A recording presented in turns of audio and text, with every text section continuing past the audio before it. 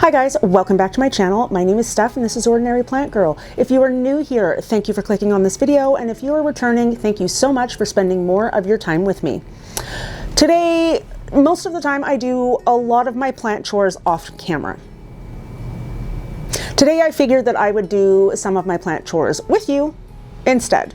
You'll see when I'm doing repottings and, you know, every now and then if I'm dealing with propagations and that's something that, you know, I want to take you along with me for, that is something that you will see me do. Today though, I have a lot of plant chores to do, so I think that I'm going to film a majority of it if I can. Plant chores have been lacking just because I've been working so much and because I've been sick and I'm getting poked by an Anthurium. So I have seen a bit of a decline when it comes to several of my plants. So I would like to take care of as many of them as I can within this weekend. So when I do my plant chores, if you haven't noticed, I do them according to genus. I do them that way because it's easier for me to remember what I've done to a whole selection of plants as opposed to, you know, here or there. Like I have duplicates of some plants, so did I water and feed this one the last time or did I do that one? So I tend to do everything according to genus, or at least by plant type. So some of the chores that I have to do today is, speaking of Anthuriums, is I have to feed all of my Anthuriums. I have slowly progressed to putting some of my Anthuriums in pon, more of an experiment for me because I haven't been the best with pon, but I'm getting better. And I kind of learned how to get better by putting propagations in perlite and seeing how that went. So now I have got many Anthuriums I need to feed. I like to feed them all at once if they need that feeding, because I do only feed them once a month. And currently all of them are growing, so it is okay for me to feed them. Another one of the chores that I have to do, which is pretty much going to be based by plant type, is I have a lot of trailing plants that I need to do things with. So we're talking about my pothos, my scindapsus, my trailing philodendrons, anything like that I'll be doing together as a whole, so I know what I've done. Even, I guess, my marantas that are up there now, I will also be dealing a little bit with. Who knows? And then there is also my Hoyas. So I will be dealing with my Hoyas, watering them all. I do use a gentle fertilizer during the winter. It's an organic fertilizer. So I might feed them. It depends. I'm going to see kind of what they're doing. It's almost going to be like a mini plant tour. But I do feel like this video is going to be so long that I'm going to have to split it into two. I also have to do my large plant care. My large plant care is something I do separately because it takes forever, but it won't take forever for you. It'll just take forever for me. So all of my large plants that need to be watered and fed, all of those are going to be done. And for me, when I classify a large plant, it's anything in a 10-inch pot or bigger that is going to be dealt with. And I have quite a few that are in bigger pots than 10 inches. And then, you know what? Last but definitely not least, I have to go through my philodendrons. Actually, you know what? They're not even last because I've got all my plants on poles and stakes too that need to be done. I don't know how much of this I'm going to get through. I have to do a lot of it today because tomorrow I'm going to a friend's house to help her with her plants. So today is the day. If I get burnt out, you know, maybe I'll split it into a couple of days, but I am going to try and do as much as I can today. So that's pretty much it. Some of it you're going to hear me chit chatter through, and other parts of it are probably going to be time lapsed. So if that is something you're interested in seeing, please stick around.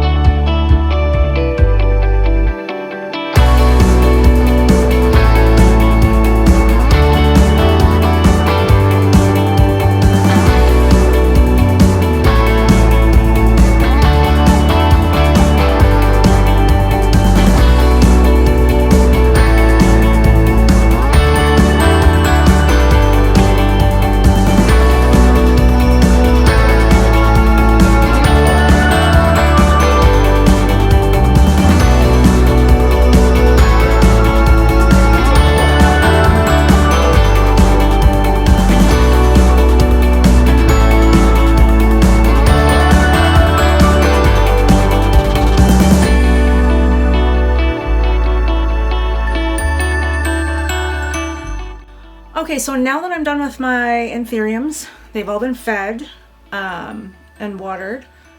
So many of them are pushing out new leaves right now. I'm really surprised. Now what I'm going to do is I'm going to take care of my trailing plants. So some of them do need to be cleaned up. One I'm pretty sure needs to be repotted. But we'll just see how it goes. So let's get into the trailing plant portion of our plant chore video. So you would have seen that I put Miracle-Gro fertilizer into my water this time. For the Anthuriums, I use a mixture of Indo One and Indo One Cal-Mag. I use that for the Anthuriums. But for my trailing plants, which are much more, I guess I should say they're less needy when it comes to fertilizer needs, and I have Miracle-Gro that I need to use, that is what I put in this fertilizer water.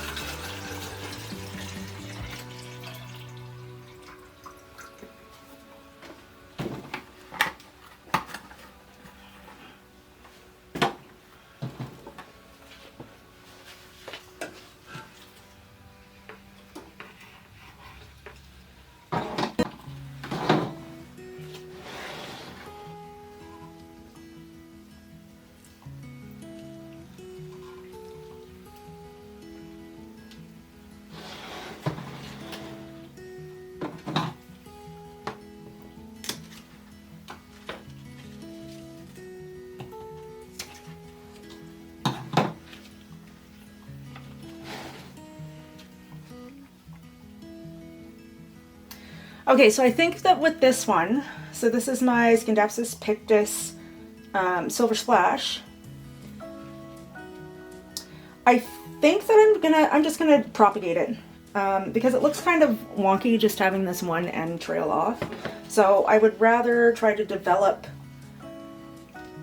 more at the top of the plant than have it trail, and it is fall heading into winter, so it's no big deal if I do it now. It can take its time to grow. And then once these ones propagate, I will just put them back in the top of the pot, because that's what I do with these ones. I propagate and fill. So let's propagate it now then.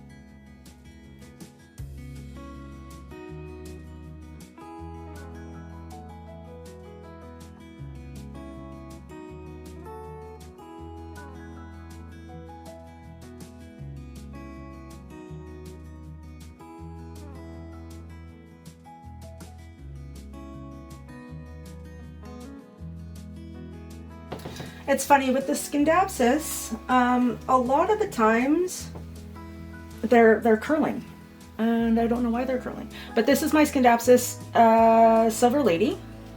I have it in, this is actually a 3-wick candle holder that I just like the pattern of, so I put it in there. I should rinse it out though, because, okay, so I cleaned that out, and we're, oh.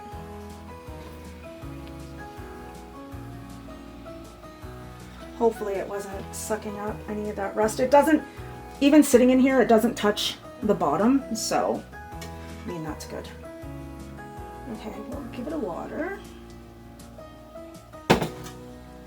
And there's a root there that looks like it really wanted to make it into the dirt, but it didn't. So there's that one. So all of these, you can't see, but all of them are sitting up here on my shelves. You'll be able to see the other ones here too.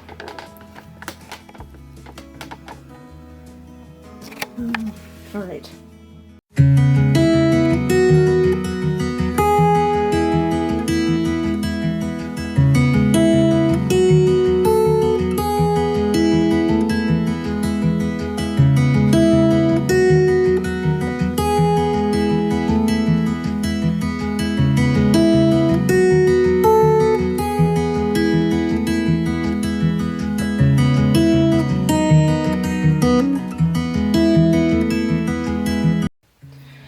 So this one here I've had trouble with over the years. And it actually looks like it has slow release fertilizer in there, but I'm not sure how good this fertilizer still is. Well, yeah, I guess it's pretty depleted. I feel like this is one of the plants that I overdid with fertilizer, so it did get fertilizer burn. But it is growing back. You can see all the new growth that is starting here. So I'm just gonna give it a feed.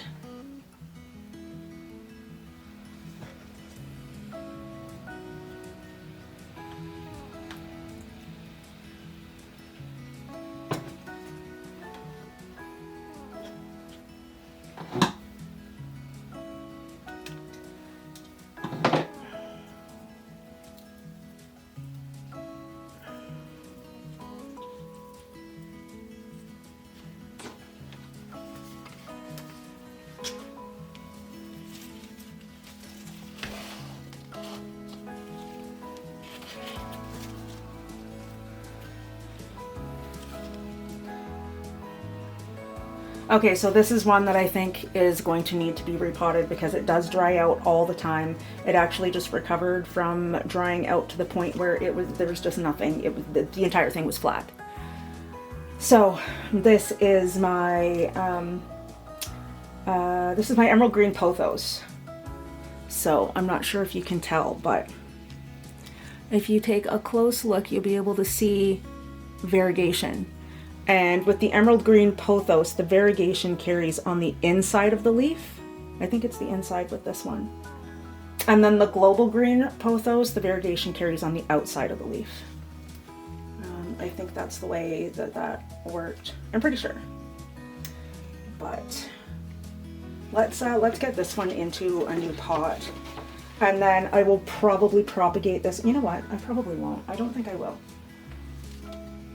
I didn't propagate my pearls and jades, so I think I'll just leave this one as well. Just let it do its own thing. And we'll see, but right now it does need a bigger pot. Okay, so what we're doing is I'm gonna put it in a 7-inch pot, upgrading it from a 5-inch pot. And I feel safe doing that because it is a pothos, it grows really quickly, and I feel like it will fill the pot out really well. Mind you, I did repot this one not that long ago. I think it was in the spring. I can't remember offhand. But so I don't know how the roots are in there. I do see a new shoot coming up right here, which is awesome. And the one thing that I've noticed about this plant is that the aerial roots that it sends off, they just like to grow. Because it's not overly humid in here. Like, look at that. Look at how long those are. But I do feel safe about the up pot because it does need to retain more water, and it's just not retaining that now. So we're just gonna up pot it. Honestly, I don't even know what's in this soil mix right now. It's just kind of left over from my last repot. And I think that was for the Silveroy Af, which, if you didn't know, and if you didn't see that video, I had put my Silveroy Af in soil. I had broken a couple of the roots when I was taking it out, put it in soil. I think there were too many leaves on the cutting because there were 4 leaves on it, and it declined rapidly despite being watered in the first hour of putting it in there. So I ended up pulling it out, putting it in pond, and I'll probably show you that as I go through to do my philodendron portion of the video, but I did put it in pond, cut 2 of the leaves off because they had just gotten to the point where they weren't going to come back anyway, even when it rehydrated.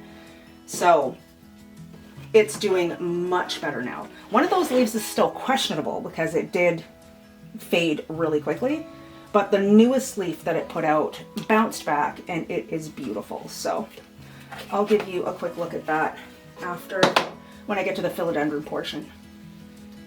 And that might not even be in today's video based on how the editing for this goes.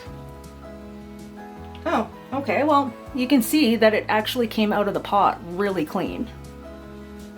And Let's see if I can spin it around and show you the roots here without dropping too much crap on the floor. So you can see there, just at the bottom, yep, dropping crap on the floor. Just at the bottom there, you can see how the roots wrapped around the bottom. So that's fine. Anything that falls off the top here is okay. It goes into the bottom. These were cuttings that I had put in here from propagating it previously. So you know that I have propagated and filled this pot. I don't think I'm going to do that again though. And there's a couple of new shoots coming off these ones. Oh, this one doesn't look like it's going to make it though. No, that root's really dry. That one's super dehydrated, so we won't put that one back in. All right. So now that those are in, I'm just going to backfill. I'm not sure how well you can hear me because I'm not wearing my mic because I'm kind of wandering around the house doing things, so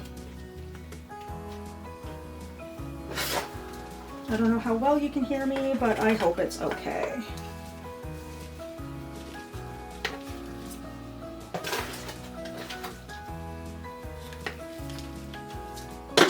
So I'm actually glad I did this today. It was one of the things that I had been putting off for a really long time. I don't even know why I was putting it off. I was repotting other things. I don't know why I couldn't have just done this. But it's getting done now. Oh, so just to briefly talk about what I was saying about over-fertilizing. So, you know how you watch videos and you try to take the care instructions of other people that have got like amazing looking plants and, oh, I almost broke that growth tip off. They've got amazing looking plants and, you know, they've struggled and they've figured things out for themselves and you're trying to gain some tips from them and stuff, and then you do that and you take that tip incredibly wrong and almost kill a bunch of your plants. Well, that's me. So I had taken a fertilizing tip from a video, but what I didn't do, or I guess let's step back a second. So I took a fertilizing tip from a video, and the fertilizing tip was to fertilize full strength. If you wanted, you know, your philodendrons and your Hoyas and stuff to grow. I do use, I was saying I use Indo One, which is a fertilizer that's good for semi-hydro plants and soil plants. So anyway, I had decided that I was going to start using that at full strength, pretty much to see how it did as well, because it was a fertilizer that at the time I was pretty new to. So I started doing that, and then, but I was using it at full strength at every watering. So a lot of my plants declined. So I kind of took the instructions wrong. It turned out that I was supposed to try fertilizing at full strength once a month, not every watering, which was like once a week. So I was severely burning my plants, and it didn't show through for a while. And I couldn't figure out what the damage was. I couldn't figure out what was going on, and then I did figure out what was going on. So now, all of my plants, regardless, get full strength fertilizer once a month, as long as they're growing. In the growing season, is when I would more or less dilute it and then kind of feed every watering, but I'm trying to only do it once a month to maintain when my entire collection is being fed. So, as you can tell, that is this week. So here is my emerald green pothos now in the 7-inch pot. I feel like it's going to be so much happier because it's going to be able to retain more water. Mind you, it is also underneath a heat vent. Well, sort of. When the heat comes out of the vent, it blows directly on these shelves. But that's another reason why I have pothos and philodendrons here, is because I know that they can take it. All right, there we go.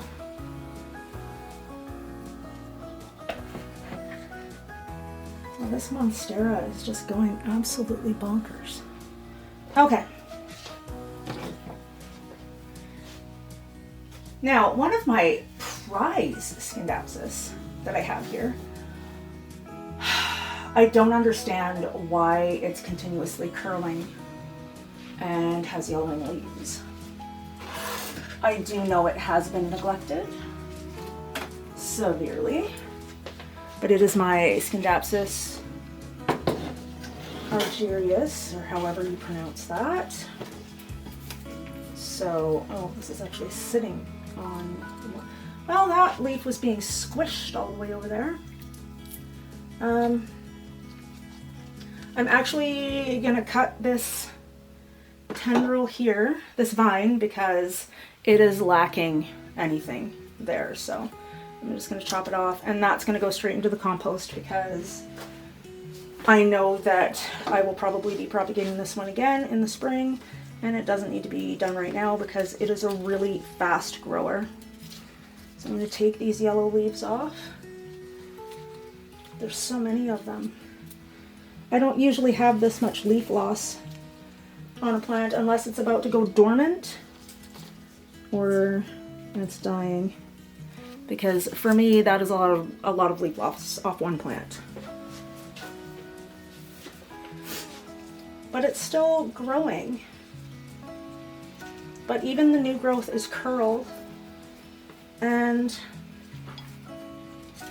the top of this feels dry,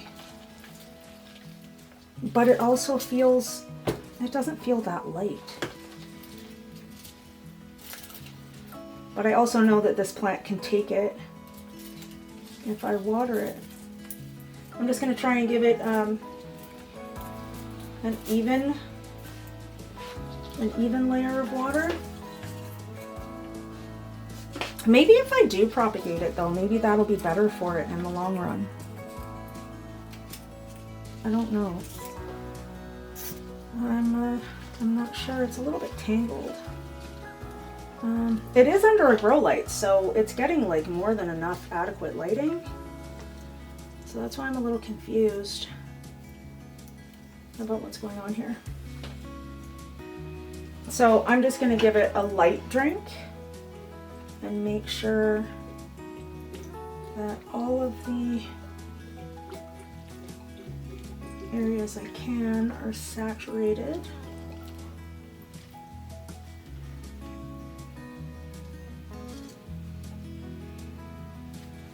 Because I did actually put it in this pot recently, so the weight of this pot could just simply be from the fact that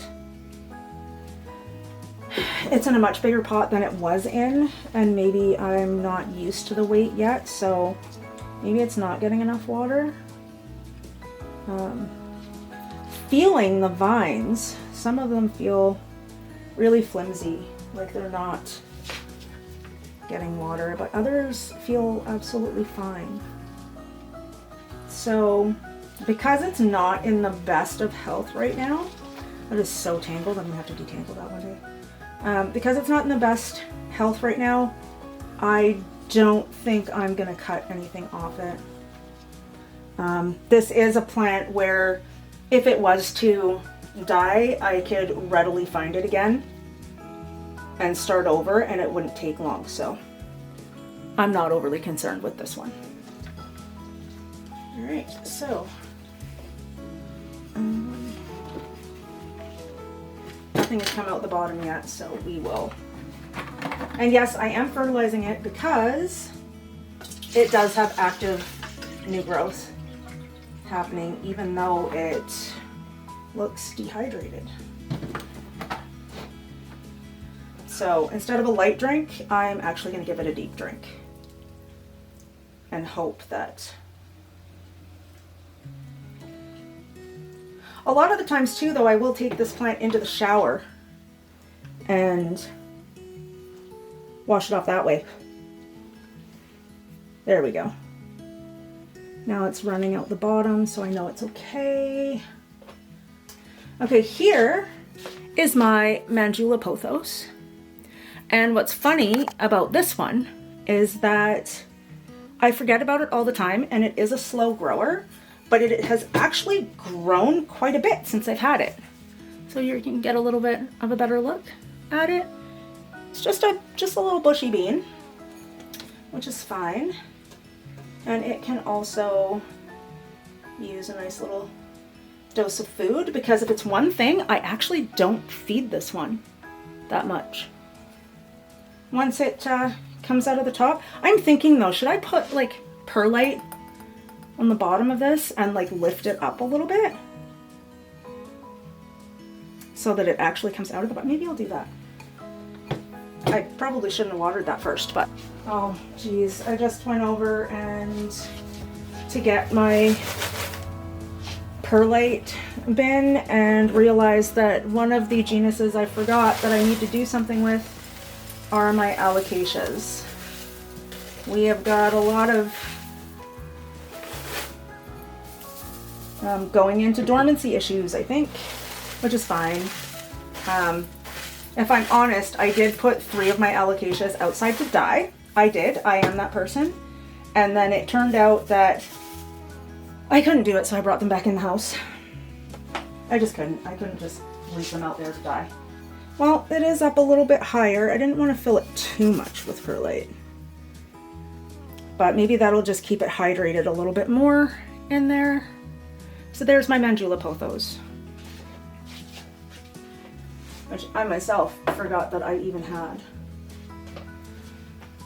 Okay, now what I'm gonna do